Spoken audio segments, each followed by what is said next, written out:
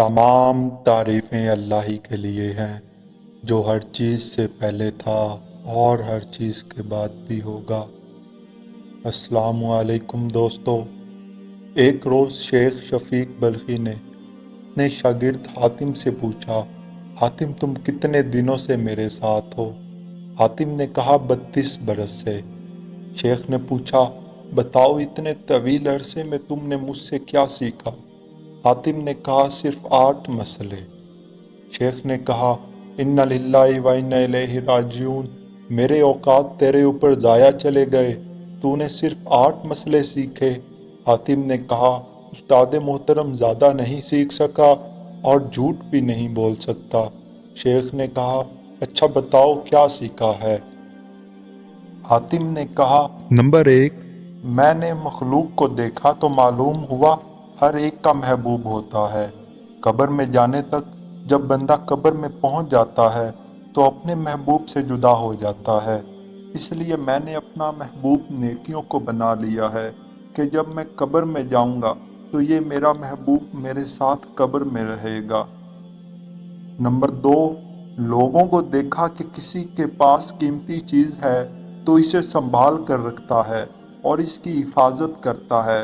پھر فرمان الہی پڑھا جو کچھ تمہارے پاس ہے وہ خرچ ہو جانے والا ہے، جو کچھ اللہ کے پاس ہے وہی باقی رہنے والا ہے۔ تو جو چیز مجھے قیمتی ہاتھ آئی اسے اللہ کی طرف پھیر دیا تاکہ اس کے پاس محفوظ ہو جائے جو کبھی ضائع نہ ہو۔ نمبر 3، میں نے خدا کے فرمان پر غور کیا اور جس نے اپنے رب کے سامنے کھڑے ہونے کا خوف کیا اور نفس کو بری خواہشات سے باز رکھا، جنت اسی کا ٹھکانہ ہوگا۔ تو اپنے نفس کو برائیوں سے لگام دی، خواہشات نفسانی سے بچنے کی محنت کی، یہاں تک کہ میرا نفس اطاعت الہیہ پر جم گیا۔ نمبر 4، لوگوں کو دیکھا ہر ایک کا رجحان دنیاوی مال، حسب نسب، دنیاوی جاہ و منصب میں پایا۔ ان امور میں غور کرنے سے یہ چیزیں دکھائی دیں۔ ادھر فرمان الہیہ دیکھا، در حقیقت اللہ کے نزدیک تم میں سب سے زیادہ عزت والا وہ ہے جو تمہارے اندر سب سے زیادہ پرہیزگار ہے۔ تو میں نے تقوی اختیار کیا تاکہ اللہ کے ہاں عزت پاؤں۔ نمبر 5، لوگوں میں یہ بھی دیکھا کہ آپس میں گمان بد رکھتے ہیں، ایک دوسرے کو برا کہتے ہیں۔ دوسری طرف اللہ کا فرمان دیکھا، دنیا کی زندگی میں ان کی بسر اوقات کی ذرائع تو ہم نے ان کے درمیان تقسیم کیے ہیں، اس لیے میں حسد کو چھوڑ کر خلق سے کنارہ کر لیا اور یقین ہوا کہ قسمت صرف اللہ کے ہاتھ میں ہے، خلق کی عداوت سے باز آ گیا۔ نمبر 6، لوگوں کو دیکھا کہ ایک دوسرے سے سرکشی اور کشت و خون کرتے ہیں۔